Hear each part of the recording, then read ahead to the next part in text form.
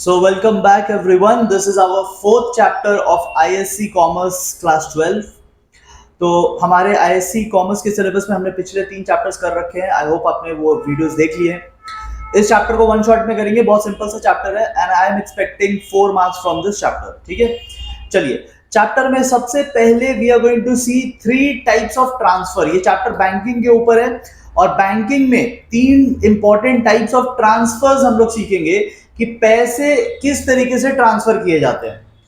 सबसे पहला है, आप टॉपिक देख रहे होंगे हेडिंग में, आरटीजीएस, जिसे बोलते हैं real time gross settlement. Real time gross settlement full form आपको याद होना चाहिए. अभी जो हम लोग मेन देखने जा रहे हैं, 3 टॉपिक्स देखेंगे, उसमें आपको नंबर 1 थिंग फुल फॉर्म पे ध्यान देना है. ठीक है, number 1 you'll focus on full form. Number 2 आप उसकी मीनिंग को समझोगे कि वो होता क्या है, उसमें ट्रांसफर होता कैसे है. So details, basically meaning and details को आप समझेंगे. एंड थर्ड जो है वो आपको डिफरेंसेस पे फोकस करना है. डिफरेंसेस आप अपने बुक से करोगे. ठीक है, डिफरेंसेस मैं यहाँ पे एक एक पढ़ के आपको नहीं सुनाऊंगा. अगर आप मीनिंग समझ गए और कॉन्सेप्ट समझ गए तो डिफरेंसेस ऐसे भी समझ जाओगे. 2 डिफरेंसेस करना, ज्यादा नहीं. यहाँ पे आपको एनी 2 डिफरेंसेस ही, 2 पॉइंट्स ही करने हैं, क्योंकि 4 मार्क्स से ज्यादा का ये चैप्टर आएगा नहीं. ठीक है, तो बहुत ज्यादा इस चैप्टर में, मतलब बहुत ज्यादा पॉइंट्स भी नहीं करना है. चलो ऐसा करेंगे कि आपका टाइम बचे और जल्दी जल्दी हम लोग कंप्लीट कर पाए. नाउ आरटीजीएस, रियल टाइम, इसका मतलब होता है, देखो रियल टाइम का मतलब क्या होता है? रियल टाइम मतलब अभी अभी, राइट नाउ, उसे कहते हैं रियल टाइम. तो देखो मैं डायग्राम से आपको समझा देता हूं. यहाँ पे देखो, जैसे कि मान लेते हैं किसी पर्सन ने, ये बैंक ए है. ठीक है, ये पहला बैंक है, let's call this bank A, and ये सेकंड वाले को हम लोग बैंक बी बोल देते हैं. ठीक है, आप एसबीआई, एक्सिस बैंक कुछ भी मान लो. तो पहला वाला मान लो एक्सिस बैंक है, दूसरा वाला मान लो बी है, तो बंधन बैंक है. ठीक है, तो पहला वाला एक्सिस बैंक, दूसरा वाला बंधन बैंक. अभी देखो, एक्सिस बैंक में एक कस्टमर आता है और 5 लाख रुपए उसे ट्रांसफर कर रहे हैं. कितने ट्रांसफर कर रहे हैं? अटेंटिवनेस पूरा यहाँ पे रखना. ठीक है, एग्जाम आ रहे हैं, ध्यान दो. 5 lakh rupees a person wants to transfer from Axis bank to Bandhan bank. तो ये ट्रांसफर जो है ना, ये इमीडिएटली हो जाएगा, इमीडिएटली. अब आपके बुक में या नोट्स में लिखा रहता है 30 मिनट्स. ठीक है, यहाँ पे देखो पॉइंट नंबर 4, ये वाला पॉइंट नंबर 4 को देखिए. पॉइंट नंबर 4 में लिखा है 30 मिनट्स के अंदर में फंड ट्रांसफर का मैसेज आ जाता है, फंड ट्रांसफर हो जाते हैं 30 minutes. But let me tell you from practical experience, real life में ये ट्रांसफर चुटकियों में हो जाता है, विद इन 1 मिनट हो जाता है. ठीक है, 30 मिनट्स तो ऐसे बोलने की बात है, एक्चुअली में 1 मिनट में हो जाता है. तो and that is why we call it real time, क्योंकि ये उसी वक्त हो जाता है. ठीक है, सो जैसे ही यहां से ट्रांसफर हुआ, जैसे ही बैंक ए से ट्रांसफर हुआ, वैसे ही वो पैसे, वो 5 लाख रुपए बैंक बी में पहुंच जाते हैं. This is called real time gross settlement. अब इतना तो हमने कर लिया, अब एक्स्ट्रा और क्या जानना? देखो हमने फुल फॉर्म पढ़ लिया, फुल फॉर्म आपको मालूम होना चाहिए. You should remember the full form. RTGS का फुल फॉर्म पूछता है. ठीक है, मीनिंग हमने समझ लिया कि ये ग्रॉस सेटलमेंट यानी टोटल ट्रांजैक्शन जो है वो रियल टाइम में होगा. ठीक है, और ये 1 to 1 होगा. अभी 1 to 1 क्या है वो थोड़ी देर में समझेंगे. पहले कुछ इंपॉर्टेंट बातें समझ लेते हैं इसके बारे में. आरटीजीएस के बारे में कुछ इंपॉर्टेंट बात समझ लेते हैं. सबसे पहली बात, आरटीजीएस जो है ना, ये हर बैंक में अवेलेबल नहीं होता, तो सारे ब्रांचेस में नहीं होगा. आपको क्या करना पड़ेगा? सीबीएस एनेबल्ड बैंक में जाना पड़ेगा. What is CBS enabled? देखो हर बैंक में एक सॉफ्टवेयर लगा रहता है जिसे हम कहते हैं कोर बैंकिंग सॉल्यूशंस. एक सॉफ्टवेयर लगा रहता है सीबीएस, कोर बैंकिंग सॉल्यूशन.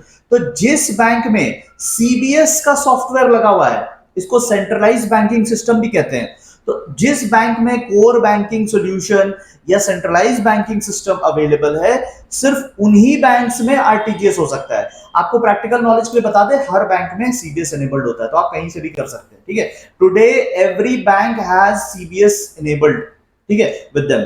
तो प्रैक्टिकली आप किसी भी बैंक में जा सकते हैं, बट पॉइंट बोलने का है कि हर बैंक में नहीं होता. ये उसी बैंक में हो पाएगा जहां सॉफ्टवेयर लगा हुआ है सीबीएस वाला. ठीक है, दूसरी बात, यहां पे ट्रांजैक्शन जो है वो इंडिविजुअली होता है. जैसे कि आप 5 लाख लेकर आए तो आपका 5 लाख ट्रांसफर हो जाएगा. ठीक है, तो 1 to 1 ये हमने पढ़ा ना ऊपर, ग्रॉस सेटलमेंट. ग्रॉस सेटलमेंट में यहाँ पे ऊपर में लिखा हुआ है 1 to 1, मतलब each transaction will be dealt separately. और वेरी इंपॉर्टेंट बात, अमाउंट पे रेस्ट्रिक्शन है. 2 लाख, मिनिमम 2 लाख आपको ट्रांसफर करने ही होंगे. आप 2 लाख से ज्यादा भी कर सकते हैं, मैक्सिमम का कोई लिमिट नहीं है, मैक्सिमम कोई लिमिट नहीं. बट कम से कम, क्योंकि आपको इतना प्रेफरेंस चाहिए कि 1 to 1 आपका ट्रांसफर हो, तो तो आपको कम से कम 2 लाख रुपए लेकर आने पड़ेंगे, ठीक है। तो एक बार समराइज करते हैं हमने क्या क्या बात समझा यहाँ पे। और हाँ, एक पॉइंट यहाँ पे है कि ट्रांजैक्शन जो है इरिवोकेबल है, मतलब इसको आप कैंसिल नहीं कर सकते, एक बार ट्रांसफर हो गया तो हो गया। चलो, मेनली हम लोगों ने क्या क्या बात सीखा एक बार यहाँ पे डिस्कस करते हैं। सबसे पहले हमने फुल फॉर्म सीखा। आरटीजीएस का फुल फॉर्म होता है रियल टाइम ग्रॉस सेटलमेंट। अब इसके नाम में ही इसका मीनिंग छुपा हुआ है। रियल टाइम मतलब ऑन स्पॉट, अभी अभी, राइट नाउ, ठीक है, वो हो गया रियल टाइम। ग्रॉस सेटलमेंट मतलब एक एक सेटलमेंट इंडिविजुअली होंगे, तो एक एक सेटलमेंट इंडिविजुअली राइट नाउ होंगे। अमाउंट कितना? कम से कम 2 लाख, 2 लाख से ज्यादा भी हो सकता है, 5 करोड़ भी हो सकता है, इसलिए मैंने 5 लाख लिखा, क्योंकि 2 लाख से ज्यादा होना ही चाहिए, ठीक है। एंड इसका मैसेज जो है वो आपको सारा ट्रांसफर वगैरह सेटलमेंट आपका 30 मिनट्स के अंदर में हो जाएगा। 30 मिनट्स बोलने का है, बट रियल लाइफ में 1 मिनट से भी कम टाइम में हो जाता है, ठीक है। एंड सीबीएस एनेबल्ड बैंक में होगा, ठीक है।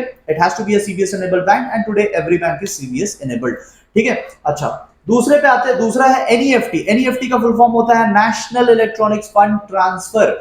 NEFT, national electronic fund transfer. तो ये भी एक टाइप का ट्रांसफर है, बट मैं आपको समझाता हूं इसका मीनिंग। देखो, सबसे पहले एक्सिस बैंक, एक तरफ एक्सिस बैंक, दूसरी तरफ बंधन बैंक, ठीक है, ए एंड बी। ओके, इसमें क्या होगा? इसमें जैसे ही कस्टमर क्या करेगा ना, कस्टमर, चलो मैं यहां पे बना देता हूं, कस्टमर पैसे लेकर आएगा एक्सिस बैंक में 1 लाख रुपीस, 1 लाख रुपीस, तो बैंक ट्रांसफर कर देगा क्या? नो, बैंक बोलेगा वेट, ठीक है। फिर कोई दूसरा कस्टमर आएगा, दूसरे कस्टमर ने लाया 2 लाख रुपीस, तो बैंक ट्रांसफर कर देगा? नो, बैंक बोलेगा वेट, ठीक है। फिर कोई तीसरा कस्टमर आएगा, वो लेकर आएगा 50,000 रुपीस, ठीक है। फिर कोई और कस्टमर आएगा, वो लेकर आएगा 5 लाख रुपीस। फिर कोई और कस्टमर आएगा, वो भी लेकर आएगा 50,000 रुपीस। तो इस तरीके से कितने रुपीस जमा हो गए? 9 लैक्स, ठीक है, 9 हो रहा है, 9 लैक्स। तो अब क्या होगा ना, जब एक सेट बन जाएगा, एक बैच बन जाएगा, ये पूरे चीज को हम लोग बोलेंगे एक बैच, ठीक है। पहले क्या हो रहा था? एनईएफटी में इंडिविजुअली ट्रांसफर हो रहे थे, ग्रॉस सेटलमेंट हो रहा था, 1 to 1 सेटलमेंट हो रहा था। यहां पे एक एक ट्रांसफर नहीं होगा, यहां पे ना ट्रांजैक्शन जमा होंगे, और जमा होते होते होते होते एक पूरा बैच बन जाएगा। ये पूरा जो चीज है ना, ये जो मैंने सर्कल किया, ये एक बैच बन गया, और उसके बाद इस पूरे बैच को एक शॉट में ट्रांसफर किया जाएगा। तो यहां पे आप जैसा कि देख सकते होंगे, ट्रांजैक्शन ऑन स्पॉट नहीं होता, आपका ट्रांजैक्शन होल्ड पे हो जाता है, एंड आपके ही जैसे और भी सिमिलर ट्रांजैक्शन जुड़ते जाते हैं, वो पूरे एक बैच बन जाएंगे। इसमें टाइम लगता है, और उसके बाद वो पूरे बैच को इकट्ठा सेंड किया जाता है, इलेक्ट्रॉनिकली सेंड किया जाता है। तो इलेक्ट्रॉनिक ट्रांसफर, एंड ये नेशनल ट्रांसफर है, ठीक है। तो नेशनल इलेक्ट्रॉनिक्स फंड ट्रांसफर, ठीक है। तो अगर आप ये समझ गए तो आपको बहुत कुछ ऐसे भी समझ में आ गया होगा। यहाँ पे देखो, मेन बात ये है कि NEFT transactions are settled in batches. Features पढ़ोगे तो ऐसे भी मीनिंग समझ में आ जाएगा। तो हाँ, bank must be NEFT enabled bank, ठीक है। यहाँ पे सबसे पहली बात, अमाउंट का कोई रिस्ट्रिक्शन नहीं है। आप जैसा कि मैंने दिखाया यहाँ पे amount, it was less than 2 lakhs also, ठीक है। 1 लाख का भी अमाउंट हो सकता है, 50,000 का भी अमाउंट हो सकता है, 25,000 का भी अमाउंट हो सकता है। मिनिमम कोई अमाउंट नहीं है यहाँ पे। आरटीजीएस में क्या था? आरटीजीएस में मिनिमम 2 lakhs का अमाउंट था, बट एनईएफटी में तो एक डिफरेंस भी मैंने आपको करा दिया यहाँ पे।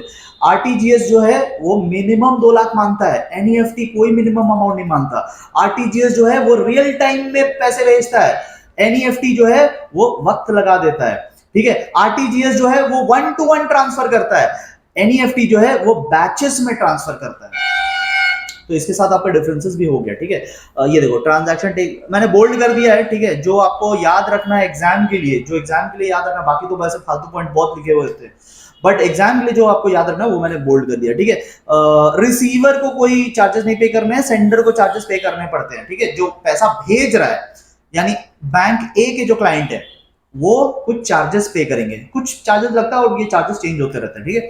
और जो रिसीव कर रहे हैं उसको कोई पैसे नहीं पे करने पड़ेंगे, ठीक है। ओके, हाँ, एक बहुत इंपॉर्टेंट पॉइंट है यहाँ पे, पॉइंट नंबर 4 फोकस करना।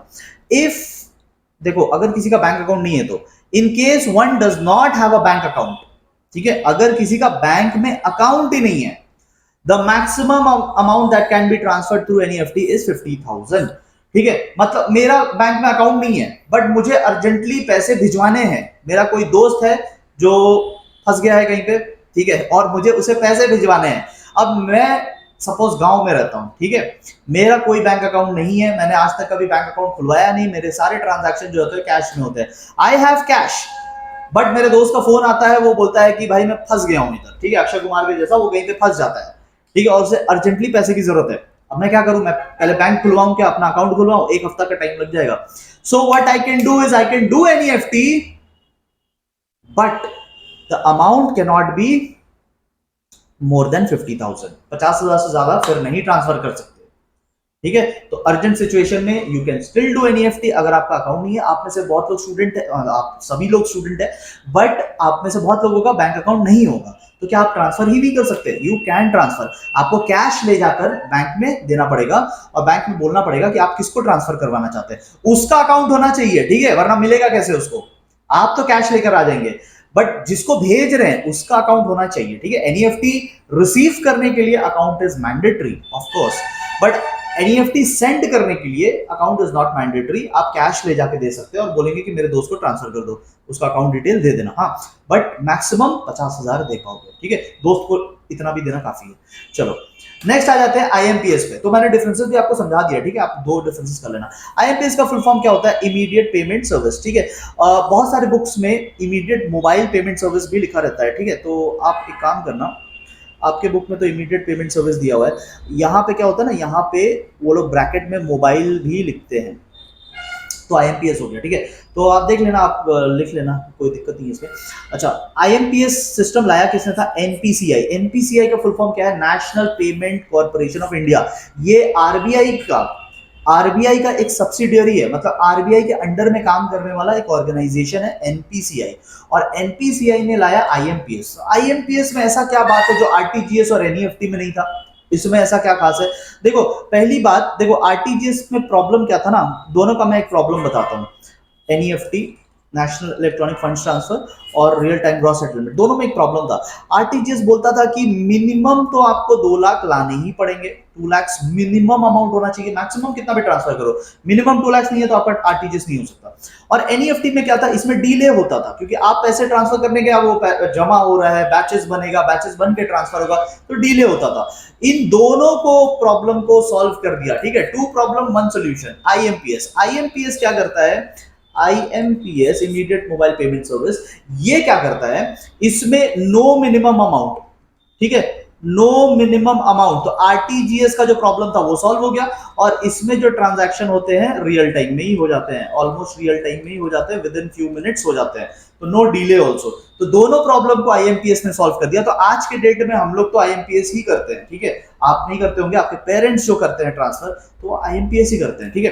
तो आइए आईएमपीएस के बारे में कुछ बातें समझ लेते हैं। सबसे पहली बात, ये फ्लेक्सिबल है इन द सेंस कि आप इसको कभी भी कहीं से भी यूज कर सकते हैं, ऑनलाइन होता है, तो you don't have to go to a bank, it can be done from anywhere. Multi platform है, आप फोन से भी कर सकते हैं, लैपटॉप से भी कर सकते हैं, टैबलेट से भी कर सकते हैं, इट सपोर्ट्स एवरी प्लेटफॉर्म, ठीक है। वर्सेटाइल है, वर्सेटाइल मतलब उसे कहते हैं जिसमें बहुत वैरायटी होता है, तो आप इसे शॉपिंग के लिए यूज कर सकते हैं, ऑनलाइन पेमेंट्स, जैसे मान लो आपने कहीं पे कोचिंग लिया तो उसके पेमेंट के लिए पे कर सकते हो, इंश्योरेंस प्रीमियम पे कर सकते हो, ठीक है। Over the counter payment, OTC, over the counter payments आप कर सकते हैं, मतलब किसी काउंटर पे खड़े हैं और कैश नहीं है आपके पास, तो ऑनलाइन ट्रांसफर कर दो, ठीक है। किसी तरीके का फीस पेमेंट कर सकते हो, स्कूल कॉलेजेस का, यूटिलिटी यानी इलेक्ट्रिसिटी बिल, तो काफी तरीके के पेमेंट्स आप इससे कर सकते हैं। There is no restriction as such, जिस कारण के लिए आपको पैसे देने हैं, इफ इट इज लीगल तो आप कर सकते हैं, ठीक है। फास्ट मनी ट्रांसफर होता है, no delay, no batch creation, 1 to 1 हो जाएगा, ठीक है। और मोबाइल में आपको अलर्ट्स आ जाएगा, तो जैसे आपने ट्रांसफर किया, ठीक है, आपको मोबाइल में मैसेज आ जाएगा, ठीक है। And lastly it is inexpensive, because बहुत कम चार्जेस होता है। चार्जेस का अमाउंट लर्न मत करने जाना, बिकॉज ये चेंज होता रहता है, ठीक है, this keeps on changing, so you don't have to learn the amount because it keeps on changing, but it is inexpensive, ठीक है, काफी सस्ता है। तो हमने क्या क्या डिस्कस किया? हमने पहले आरटीजीएस डिस्कस किया, फिर हमने एनईएफटी डिस्कस किया, आईएमपीएस डिस्कस किया। तीनों का फुल फॉर्म आपको पता होना चाहिए, ठीक है। देख लो एक बार अपनी तरफ से।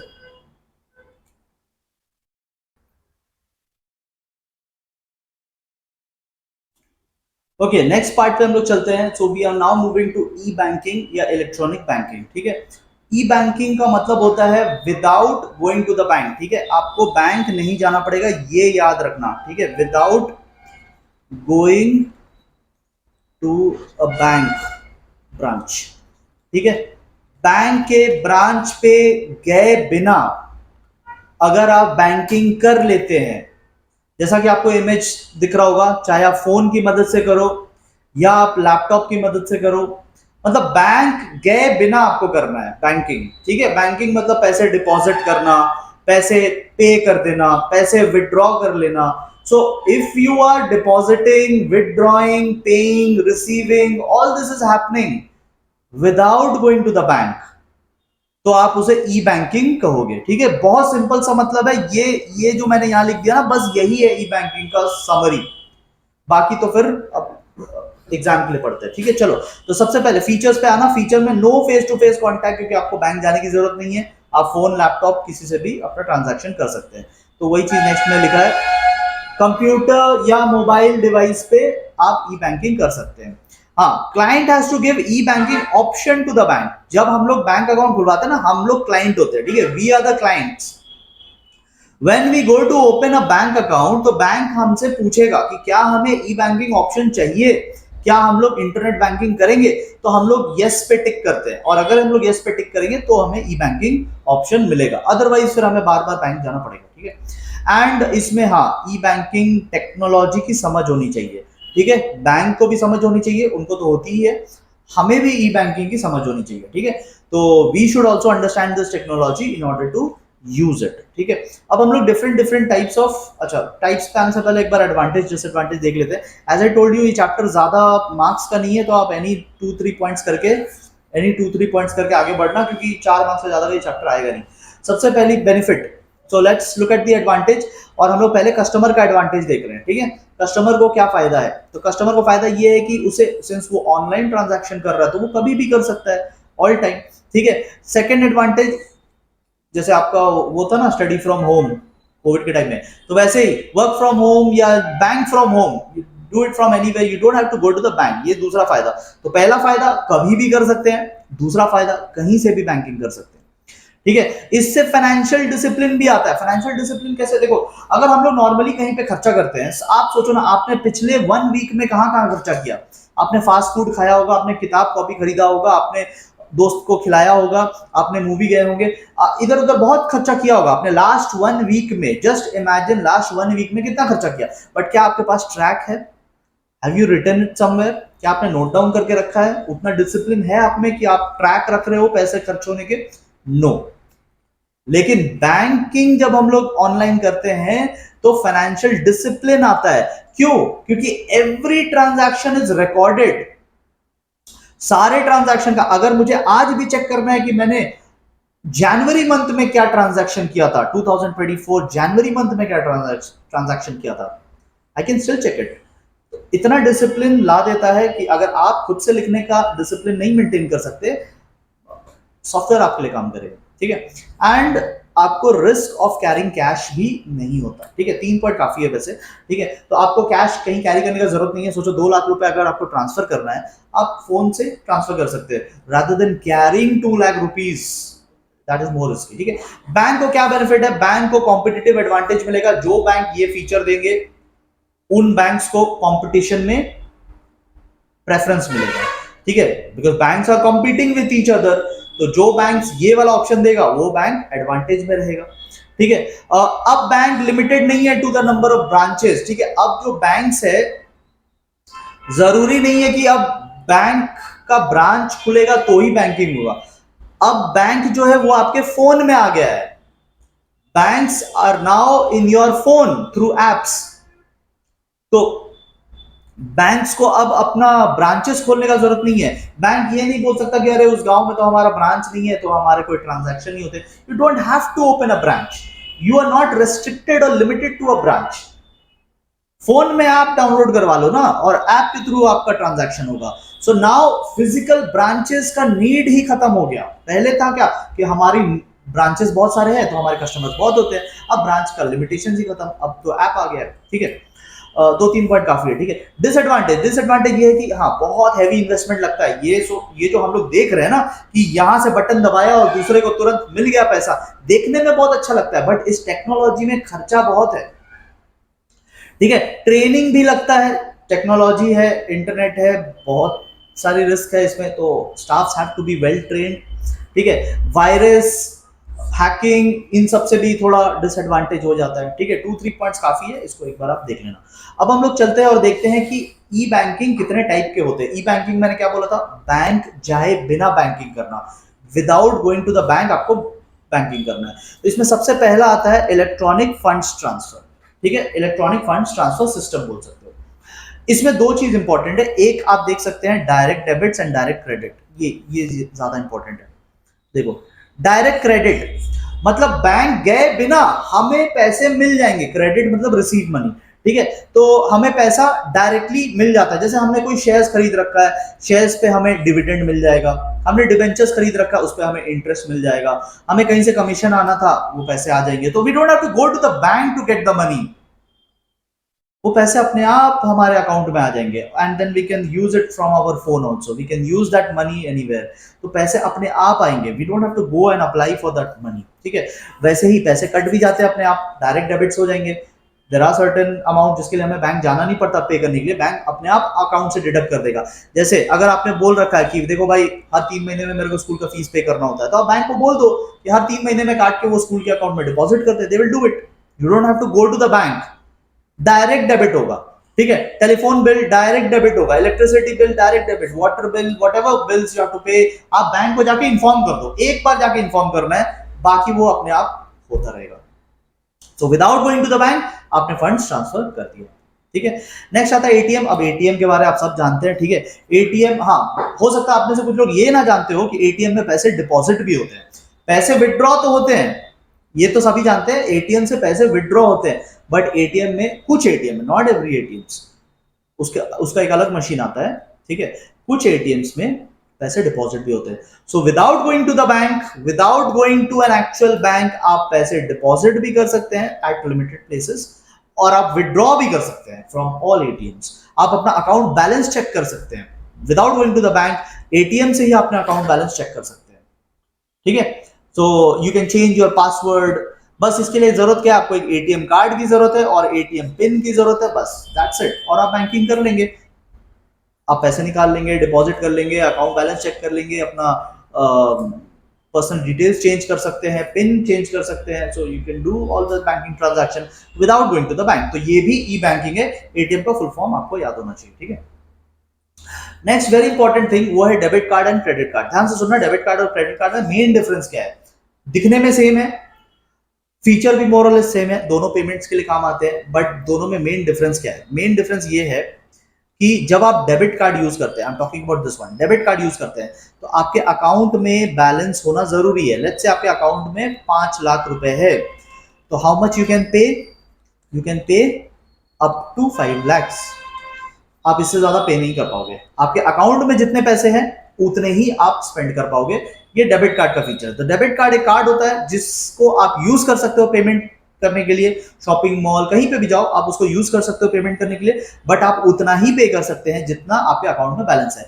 आप कभी भी अपने अकाउंट बैलेंस से ज्यादा पे नहीं कर पाएंगे। डेबिट कार्ड के लिए चार्जेस लगता है, आपको ये कार्ड अगर चाहिए बैंक से तो आप बैंक से ले सकते हैं, बट बैंक इसके लिए आपको एनुअली चार्ज करेगा, 250-300 रुपीज ऐसा कुछ चार्ज करता है, डिपेंड्स ऑन द बैंक। ठीक है, credit card on the other hand, credit card में क्या है कि अगर आपका अकाउंट में पैसे नहीं भी है, ठीक है, नॉट अवेलेबल, आपके अकाउंट में पैसे, even if it is not available, you can still पे। कितना, दैट डिपेंड्स, बैंक आपको क्रेडिट लिमिट देता है। सपोज बैंक ने आपको 50,000 का लिमिट दिया है, तो इवन इफ आपके अकाउंट में पैसे नहीं है तो भी आप बैंक से क्रेडिट लेके पे कर सकते हैं। और ये जो 50,000 है, फिर ये एक टाइप का तो लोन हो गया, क्योंकि ये क्रेडिट कहां से आया, ये बैंक से आया, ये 50,000 कहां से आया, इसलिए तो इसे क्रेडिट कार्ड कहते हैं।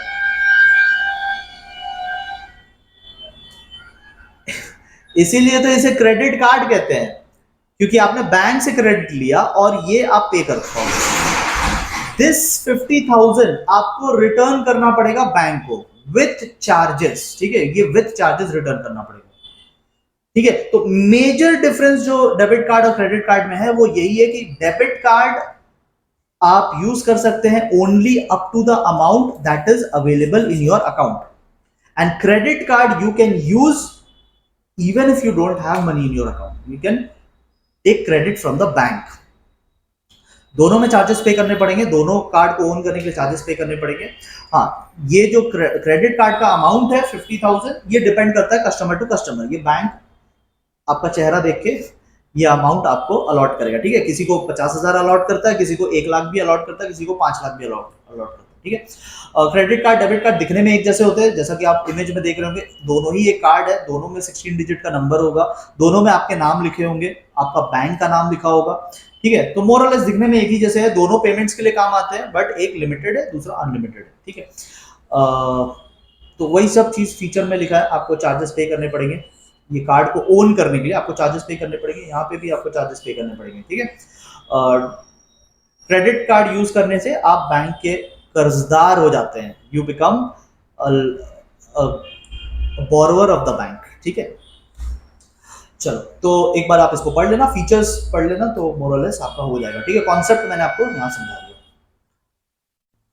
नेक्स्ट बहुत सिंपल सा पॉइंट है, पॉइंट नंबर 5, इसमें ज्यादा डिस्कशन नहीं करेंगे। SMS alert. देखो, पहले क्या होता था, पुराने जमाने में क्या होता था, अगर आपको जानना है कि आपके बैंक में फिलहाल कितने पैसे हैं, मान लो आपने बहुत दिन से बैंकिंग ट्रांजैक्शन नहीं किया, and today you want to know कि आपके बैंक में कितने पैसे, सपोज आपको पे करना किसी को, तो पे करने से पहले ये तो पता होना चाहिए ना कि आपके बैंक में है कितने पैसे। तो पुराने जमाने में क्या होता था ना, आपको बैंक जाना पड़ता था, 10 किलोमीटर दूर है तो 10 किलोमीटर दूर जाना पड़ता था, और वहां जाके आप अपना अकाउंट का बैलेंस पता करते थे। टुडे एसएमएस अलर्ट आ गया है, आज आपके फोन के बैलेंस, आपके सॉरी नॉट फोन के बैलेंस, बैंक के बैलेंस, आज आपको बैंक का बैलेंस एसएमएस के थ्रू पता चल जाता है, you don't have to go 10 kilometres. तो मैंने क्या बोला, ई बैंकिंग क्या होता है, without going to the bank आपकी बैंकिंग हो जाती है। तो एसएमएस अलर्ट, ये आपके मम्मी पापा के फोन में इस टाइप के मैसेजेस आते होंगे, ठीक है। तो दैट्स एसएमएस अलर्ट, इसमें मैं ज्यादा टाइम वेस्ट नहीं करना चाहता, ठीक है। अच्छा, कोर बैंकिंग सॉल्यूशन के बारे में हमने थोड़ी देर पहले बात किया था।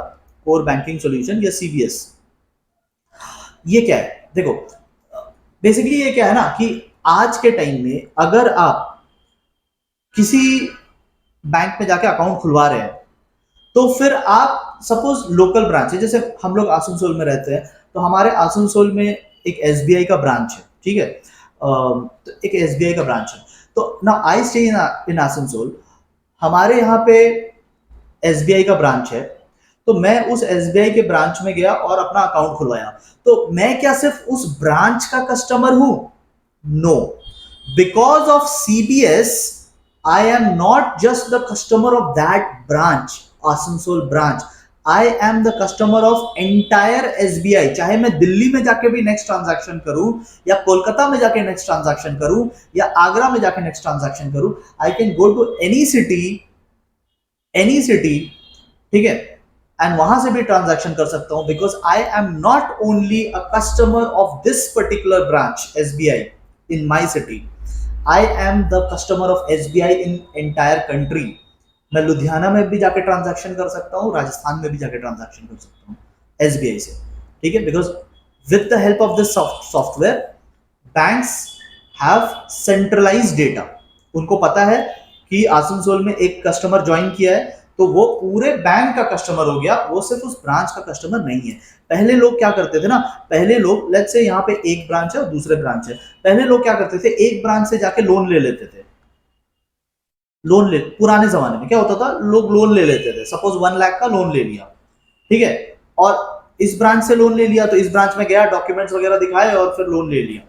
उसके बाद लोग क्या चालाकी करते थे ना, किसी दूसरे शहर में जाके उसी बैंक का दूसरे ब्रांच से जाके फिर से लोन ले लेते थे, again they used to take loan, वही डॉक्यूमेंट्स दिखाया, फिर से वही सब दिखाया, और फिर से वहां से भी लोन ले लिया। और बैंक्स में पहले तो इंटरनेट था नहीं, तो उतना कम्युनिकेशन कैसे करोगे, पूरे देश में इतना ब्रांचेस है, कैसे कम्युनिकेशन होगा, तो लोग पहले ये सब काम करते थे।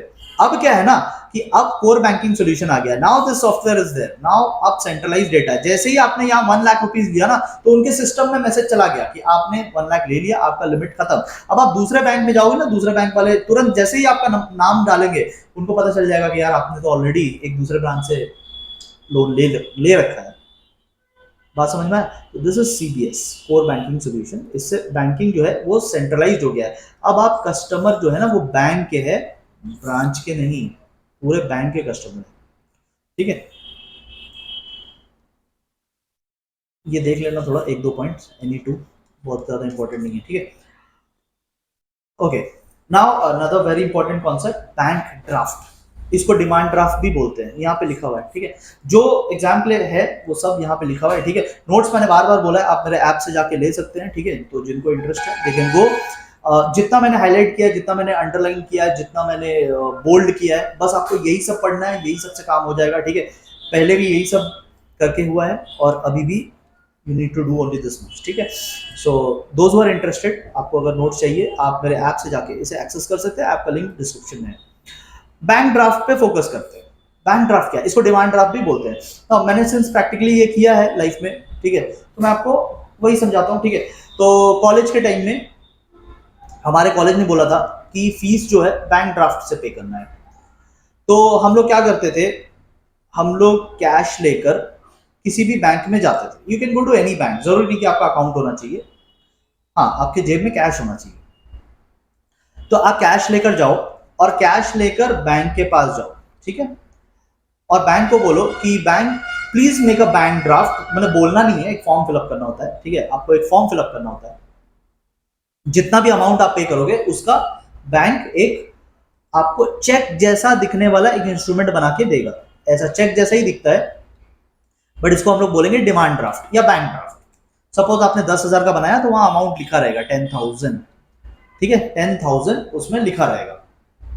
बैंक ये आपको बना करके दे देगी, क्या फ्री में बना के दे देगी? No, bank will charge some commission, ठीक है। तो लाइक 10,000 का है तो बैंक हो सकता है आपसे 50 रुपीज 60 रुपीज ऐसा कुछ कमीशन काटे। तो 10,000 आप दे देना बैंक को कैश, प्लस 50-60 रुपीज जो कमीशन है वो दे देना। बैंक आपको बदले में ये चेक जैसा दिखने वाला एक इंस्ट्रूमेंट दे देगी। ये चेक को आपको क्या करना है, या ये डिमांड ड्राफ्ट को आपको क्या करना है, ले जाके अपने कॉलेज में डिपॉजिट कर देना। समझ लो क्या करना है आपको, पहले बैंक जाना है, बैंक जाके पैसे वैसे देकर, आपको पहले बैंक जाना है, बैंक जाकर पैसे देकर आपको वो इंस्ट्रूमेंट ले लेना है जिसे आप कहेंगे बैंक ड्राफ्ट या डिमांड ड्राफ्ट। फिर वो इंस्ट्रूमेंट जाकर आपको कॉलेज को डिपॉजिट कर देना है। अब कॉलेज का जो रजिस्ट्रेशन प्रोसेस वगैरह सब खत्म हो जाएगा। कॉलेज एक्चुअली कैश नहीं लेता ना, बिकॉज बहुत लोग नकली नोट दे सकते हैं, क्या है ना, उस भीड़ में कोई भी आके कुछ भी देकर चला जाएगा। उस टाइम उतना टाइम नहीं रहता चेक करने का, ठीक है, बिकॉज लाइन लगे रहते हैं एडमिशन्स के टाइम में। एडमिशन्स के टाइम में क्या होता है ना, कॉलेज में लाइन लगे रहते हैं। और अगर सबसे कैश लेंगे 10,000 करके, अगर सारे बच्चे 10,000 ला के कैश देंगे, कोई 500 का नोट देगा, कोई 100 का नोट देगा, कोई 200 का नोट देगा, उतना भीड़ में कौन चेक करेगा। तो इसीलिए कॉलेजेस क्या करते हैं ना, कैश नहीं लेते, वो बोलते हैं बैंक ड्राफ्ट ला के दो, क्योंकि उनको पता है कि जब आप बैंक में जाओगे तब तो वहां फेक नोट दे नहीं सकते, तो बदले में आपको ये मिलेगा फिर डिमांड ड्राफ्ट। ये डिमांड ड्राफ्ट आप लाकर कॉलेज को दे दो। कॉलेज का जब अपना प्रोसीजर कंप्लीट हो जाएगा, इसका 3 मंथ्स का लाइफ होता है, ठीक है, 3 मंथ्स के लिए ये वैलिड होता है। तो कॉलेज का जब अपना प्रोसीजर कंप्लीट हो जाएगा तो कॉलेज वाले फिर बैंक में जाकर यही बैंक ड्राफ्ट दिखा के कैश निकाल सकते। तो बैंक से तो कभी भी फेक नोट निकलेगा नहीं, तो इसीलिए इसमें डिसऑनर का कभी चांसेस नहीं होता, इसमें कभी भी फ्रॉड का कोई चांसेस नहीं होता। ये बहुत ही सेफ इंस्ट्रूमेंट है, ठीक है। देखो यहाँ पे मैंने आपके लिए हाईलाइट भी कर रखा है, ये वाला, it is a very safe mean of sending money. इसमें कोई फ्रॉड की चांसेस नहीं, ठीक है, इसमें कोई पैसा डूबने का चांसेस नहीं। Risk of dishonour is also not there, क्योंकि ये कोई चेक नहीं है। यहाँ पे आपको जो मिला था डिमांड ड्राफ्ट वो कैश के बदले में मिला था, तो पैसा ऑलरेडी पे हो चुका है। अब यही आप कॉलेज को दे दोगे, कॉलेज फिर बैंक से जाकर वो कैश निकाल लेगा, ठीक है। बैंक कहां से कैश देगा, वही कैश जो आपने डिपॉजिट किया था वो फिर बैंक को मिल जाएगा। तो this is how the system works, ठीक है। I have practically done it, हमने कॉलेज का फीस ऐसे ही पे किया था, तो पता है ये चीज, ठीक है। आज के टाइम में तो ऑनलाइन ट्रांसफर आ गया, but when we were studying तो ऑनलाइन ट्रांसफर उतना था नहीं, और कॉलेज ने यही बोला था बैंक ड्राफ्ट या डिमांड ड्राफ्ट बनाना, ठीक है। So money can be transferred easily and safely, ठीक है। हाँ, बैंक चार्जेस लगता है, as I told you, depend करता है अमाउंट पे, अमाउंट कितना होगा अमाउंट के हिसाब से चार्जेस लगता है। 10,000 का बनाओगे तो 50-60 रुपीज तो लगेगा ही। And no chances of dishonour, कोई चांसेस नहीं है डिसऑनर का, क्योंकि पैसे आप पहले ही बैंक को जाके दे देते हो, तो फिर पैसे डूबने के तो चांसेस ही नहीं है। तो ये हो गया बैंक ड्राफ्ट, ठीक है। अब एक बात सुनो, बात ये है कि आपका एग्जाम है मार्च या फेब 2025 में, ठीक है। एक साल पहले क्या हुआ था, एक साल पहले भी एक फेब मार्च 2024 आया था। इस साल का मैं पहले बता देता हूँ, इस साल को क्या हुआ था। सिलेबस रिगार्डिंग एक चीज मैं बता देता हूँ। इस साल में क्या हुआ था, अ, इस साल में काउंसिल ने एक सिलेबस इशू किया था, ठीक है। हर साल सिलेबस इशू करते हैं, तो उन लोगों ने एक सिलेबस इशू किया। उस सिलेबस के अकॉर्डिंग हम लोगों ने पढ़ाना शुरू किया, ठीक है। एटलीस्ट मैं अपनी बात करता हूँ, ठीक है, मैंने पढ़ाना शुरू किया। बीच में काउंसिल क्या करता है, एक न्यू सिलेबस लेकर के आ जाता है और उसमें कुछ नए पोर्शंस ऐड कर देता है, ठीक है। तो बेसिकली ओल्ड सिलेबस भी कंटिन्यू हो रहा है, प्लस जो न्यूली एडेड पोर्शंस है वो भी कंटिन्यू हो रहा है। तो मैंने क्या किया था, बीच में फिर न्यू पोर्शंस भी डालने शुरू कर दिए थे अपने वीडियोस में। अब क्या हुआ, now preparing for this batch, again council ने वही पुराना वाला सिलेबस इशू किया है, ओल्ड। यानी न्यू पोर्शंस, जो last year new portions added थे, वो अभी तक ऐड हुए नहीं है। एटलीस्ट आज जब मैं ये वीडियो बना रहा हूं तो कोई नया सिलेबस ऐड हुआ नहीं है, बट मैं फिर भी आपको न्यू पोर्शंस करा दे रहा हूं, ठीक है। न्यू पोर्शंस अभी तक मैंने कराया नहीं है, अभी इस चैप्टर में आएगा। तो I am going to do something, क्या क्या, digital banking, UPI and e wallet. ये तीन चीज मैं अभी आपको कराऊंगा। ये तीन चीज ना लास्ट ईयर न्यूली एडेड थे, बट इस साल फिर मैं देख रहा हूँ कि सिलेबस से हटा दिया। अब वापस हो सकता है वो डाल दे, क्योंकि काउंसिल का कुछ नहीं है ना, वो अचानक से एक नोटिस डालेगा, बोलेगा ये भी है। लास्ट ईयर वही किया था, लास्ट ईयर अचानक से एक नोटिस आया और बोला कि न्यू पोर्शंस आर एडेड। तो फिर कौन उतना वेट करेगा, ठीक है। तो मैं आपको कुछ पोर्शंस अभी करा रहा हूं, ये आपको मेरे नोट्स में भी मिल जाएगा, ठीक है। इनफैक्ट ये वाला क्वेश्चन तो बोर्ड एग्जाम में आ भी गया, आईएससी 2024 में आ भी गया, और नेक्स्ट ईयर फिर से हटा दिया, ठीक है। तो अभी मेरे को पता नहीं, ये फिर पता चला कि एक नोटिस डाल देंगे और फिर बोलेंगे कि ये फिर से सिलेबस में आ गया। तो उनका क्या है ना, उनका they can play ping pong, ठीक है। बट मेरा क्या है ना, वीडियो एक बार बन गया तो मैं दोबारा तो वीडियो डिलीट करके तो फिर नहीं बनाऊंगा। सो आई एम डूइंग दिस, ठीक है। अगर करंटली जो सिलेबस है ना वो यहाँ पे एंड है, bank draft is the last topic current syllabus के हिसाब से। This is the last topic, we have done it, आप वीडियो बंद कर सकते हो। बट अगर बीच में कभी नोटिस आ गया तो ये तीन पोर्शन फिर से ऐड हो जाएंगे, ठीक है। Which I am expecting maybe वो आ जाए, तो कर लेते हैं यार, 3 पैराग्राफ तो करना है, कर लेते हैं, ठीक है। और अगर नहीं आया, मान लो आप फेब के महीने में देख रहे हो और तब तक अगर नहीं आया तो ये वीडियो यहीं बंद कर दो, आगे करने का जरूरत नहीं है, ठीक है। चलने जो लास्ट ईयर नोटिफाई किया था वो था खाली मीनिंग, ओनली मीनिंग करना है आपको। सो meaning of digital banking, digital banking is again just E banking, कुछ इसमें नया नहीं है, कॉन्सेप्ट वाइज बिल्कुल सेम है। ये 24 आवर्स आप कर सकते हैं, 7 डेज इन अ वीक कर सकते हैं, लैपटॉप, टैबलेट, मोबाइल कहीं से भी कर सकते हैं, और ये without going to the bank आप कर सकते हैं। ये आपको ऑनलाइन करना है, तो जस्ट जो ई बैंकिंग था उसी को डिजिटल बैंकिंग कह रहे हैं, कुछ नया नहीं है। यूपीआई ये पेमेंट करने का एक तरीका है, इसे reserve bank of India regulate करता है, मतलब इसके रूल्स, अगेन मीनिंग कर रहा है खाली। और ये आया भी है अभी जस्ट पिछले एग्जाम में आया था। और मेरे जो रिवीजन वीडियोस थे, मैंने तो वैसे तो मैंने मोस्ट एक्सपेक्टेड क्वेश्चंस अपने ऐप में डाल रखा है, बट मैंने रिवीजन वीडियोस में कुछ क्वेश्चंस बता भी दिए थे। मैंने बोला था कि कुछ कुछ पोर्शंस है, बेस्ड ऑन द एक्सपीरियंस मुझे लगा था कि ये आएगा, ठीक है। ये न्यूली एडेड था, वैसे न्यूली एडेड बहुत सारे पोर्शंस थे, but based on my experience, based on my understanding, मेरे को लगा था ये पोर्शन आएगा। वीडियो अभी भी यूट्यूब पे पड़ा हुआ है, लास्ट ईयर का रिवीजन वीडियो, उसमें मैंने एकदम क्लियर कट बोला था कि this one will come in the exam, और ये आया भी था, ठीक है। मैंने ऐसे मोस्ट एक्सपेक्टेड क्वेश्चंस के बहुत सारे लिस्ट अपने ऐप में डाल रखा है, so those who are accessing the course उनको वो क्वेश्चंस भी मिल जाएंगे, ठीक है। जो मैं क्वेश्चंस बोलूंगा उसको बहुत सीरियसली लेना, वो आ जाता है, ठीक है। बेस्ड ऑन माय एक्सपीरियंस, जो थोड़ा बहुत मेरे को समझ है, उस एक्सपीरियंस के बेसिस पे आई ट्राई कि थोड़ा बहुत गेस करे कि क्या आ सकता है क्या नहीं, ठीक है। इसका तो मैंने वीडियो में भी बोल दिया था, ठीक है। जनरली मैं वीडियो में बोलता नहीं हूँ ये सब, I don't generally talk about all this on YouTube, ये आएगा वो आएगा, ये मैं यूट्यूब पे नहीं करता हूँ, बट इस चैप्टर में मैंने किया था, ठीक है। एंड वो वीडियो आज भी पड़ा हुआ है, I have not deleted it. तो देखो यूपीआई क्या है, UPI is a system of payment, ठीक है। इसको डेवलप किसने किया, वही एनपीसीआई। एनपीसीआई एक और चीज हमने पढ़ा था ना, IMPS, immediate mobile payment service, IMPS बनाने वाली कंपनी ने ही यूपीआई को भी बनाया। यूपीआई का आपको फुल फॉर्म पता होना चाहिए। यूपीआई को बनाया है एनपीसीआई ने। एनपीसीआई वर्क्स अंडर आरबीआई, और आरबीआई ही यूपीआई को गवर्न कर रहा है, रेगुलेट कर रहा है, उसके रूल्स बना रहा है। इसमें आप कितने टाइप के ट्रांजैक्शन कर सकते हैं? इसमें आप दो टाइप के ट्रांजैक्शन कर सकते हैं, पीयर टू पीयर मतलब सेम लेवल के लोग, मतलब one business to another business, one customer to another customer, तो पीयर टू पीयर ट्रांसफर हो सकता है।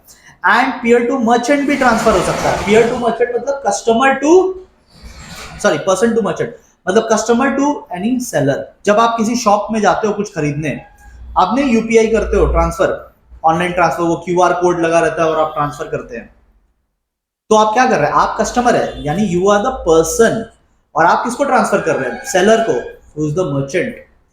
तो पर्सन टू मर्चेंट भी ट्रांसफर हो सकता है, पीयर टू पीयर मतलब सेम लेवल के लोगों में भी ट्रांसफर हो सकता है। जस्ट मीनिंग करना है, ये सब कोई काम का नहीं है, ठीक है, बस meaning and full form. And last आता है ई वॉलेट। अब ई वॉलेट का भी वैसा कुछ काम नहीं रह गया, पुराने जमाने की बातें हैं ये सब भी। ई वॉलेट मतलब, वॉलेट क्या होता है? वॉलेट, वॉलेट मतलब जिसमें पैसा रखते हैं, और ई वॉलेट मतलब ये डिजिटल वॉलेट, मतलब आपके फोन में एक ऐप होगा, ऐप इनमें से कोई सा भी हो सकता है, आपके फोन में एक ऐप होगा, एनी वन ऑफ देम, ठीक है, ये और भी है बहुत सारे। उस ऐप में आप पैसा ट्रांसफर करके रखेंगे। कहां से ट्रांसफर करेंगे? अपने बैंक से। आपको अपने बैंक से लिंक करना पड़ेगा, अपने बैंक से you have to link these app, और अपने बैंक से पैसा ट्रांसफर करके आप इन एप्स में रखेंगे, जिसे हम ई वॉलेट कहते हैं। फिर आप कहीं भी जाओगे, ट्रैवलिंग कर रहे हो या कहीं पे भी जा रहे हो, वहां पे आपका बैंक है नहीं आसपास, या एटीएम वेटीएम कुछ नहीं है, आपको पेमेंट करना है, किसी को ट्रांसफर करना है, होटल वाले को पेमेंट करना है, तो इस ई वॉलेट से आप उसके ई वॉलेट में ट्रांसफर कर सकते हैं, ठीक है। So one person can transfer from there e wallet to somebody's else's e wallet. बस इतना सा था, ठीक है। ये न्यूली एडेड पोर्शन था, एक बार ऐड किया उन्होंने, फिर अभी हटा दिया, फिर कभी मन होगा तो डाल देंगे, मुझे उतना पता नहीं, ये डाल सकते हैं, ठीक है, बहुत खतरनाक लोग है।